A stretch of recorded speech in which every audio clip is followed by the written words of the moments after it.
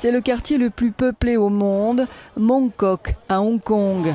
Une moyenne de 130 000 personnes au kilomètre carré et une illustration spectaculaire de la croissance de la population mondiale et de la surpopulation des villes.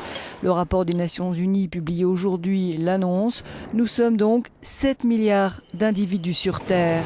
7 milliards en 2011, la population mondiale passera à 9,3 en 2050 et l'on atteindra les 10 milliards en 2100. La population augmente de 80 millions d'individus chaque année, 43% ont moins de 25 ans. En Inde, les moins de 14 ans représentent 30% de la population. L'âge moyen est de 25 ans. L'Inde a 1,21 milliard d'habitants et contrairement à la Chine, n'a pas une natalité contrôlée. Ici, comme dans d'autres pays en voie de développement, la poussée démographique soulève de nombreux défis. L'Asie à elle seule représente 4,2 milliards d'habitants et continuera de croître jusqu'en 2050.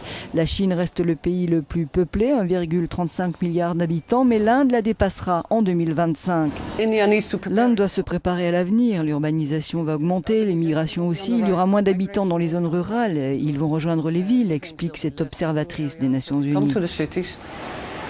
Un problème qui ne touche pas que l'Inde d'ailleurs. La surpopulation des villes et leur avenir est l'un des problèmes sur lesquels insiste le rapport.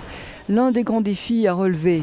L'équilibre entre population urbaine et rurale penche de façon irréversible en faveur des villes et incite à une amélioration de la planification urbaine. Déséquilibre aussi entre pays riches et pays pauvres. Pas les mêmes ressources financières, naturelles, pour faire face à ce défi démographique. Pas non plus la même poussée démographique. Les pays riches font face à une baisse préoccupante de leur population. Dans les pays les plus développés, le taux de fécondité moyen est de 1,7 enfants par femme. Il atteint 4,2 dans les pays les moins développés. Et parmi ces enfants, naît une majorité de garçons. Un autre défi pour l'avenir. Entre 104 et 106 garçons en moyenne pour 100 filles. En Chine, la proportion peut aller jusqu'à 130%.